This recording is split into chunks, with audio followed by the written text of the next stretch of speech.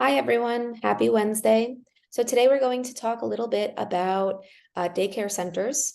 There's many different types of daycare centers, especially here in New York. These could be home-based group family daycare centers. They could be home-based. They could be not in the home themselves. Family daycare centers as well could be differentiated. These could be summer group centers, after school, group child care, and so on. And so the list continues of the different types of child care centers. However, what we want to discuss and a little bit about today is going to be from the payment point of view, as well as proper documentation. And that's always a recurring topic. What we talk about is just proper documentation in this area specifically as well.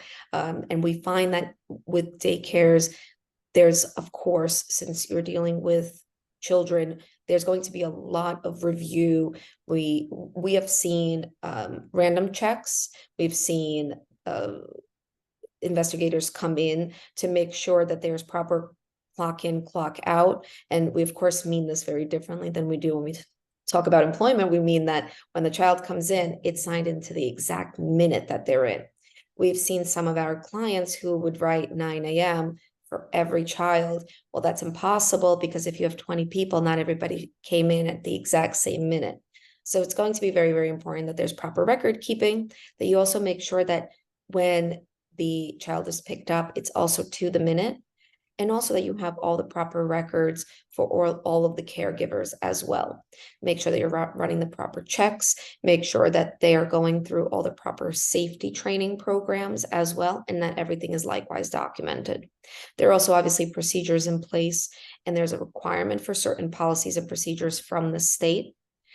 And those requirements circulate around various safety and when to alert parents, when to alert the state of any occurrence and anything that might happen. And so we always recommend training with any of the staff in a home care, in a child care, agency and center.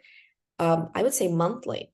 If in another type of business, we would say twice a year, you may need training or only at higher onboarding. Here, we ask that it's monthly, simply because there may be some turnover.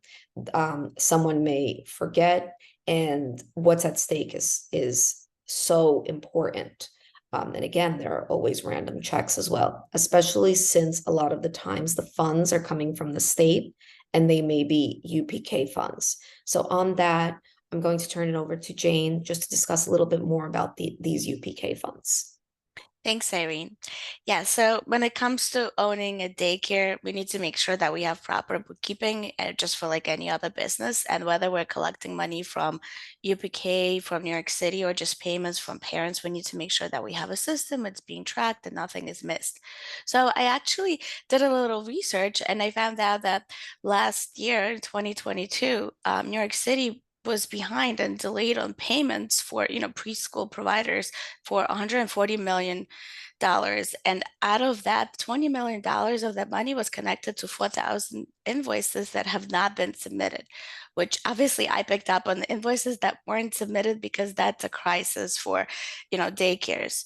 In order for collect anything, you need to make sure that everything is set up. So most of the time invoices will remain the same, but you need to make sure that if there's any extra services or if you give some sort of discounts for sick days or vacation days, that it's taken into account and you change that before it's set up, let's say for auto sending invoices, because I think that parents will get really upset if you forget something or if anything goes out on time without changing, what there's like an extra service and then you have to sort of send them another invoice. I think it's, making sure that everything is timely and then they have the information so nothing comes as a surprise.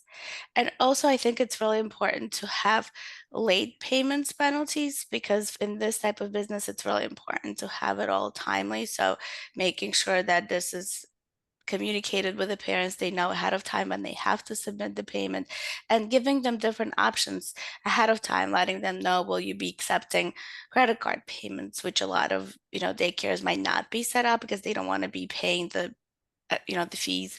So they have to know ahead of time what kind of payments you accept, and whether they accept when they're expected to make the payments by. So it's really essential to have all the invoicing set up correctly. So I think when it comes to the UPK payments, it's also really important to submit the invoices on time.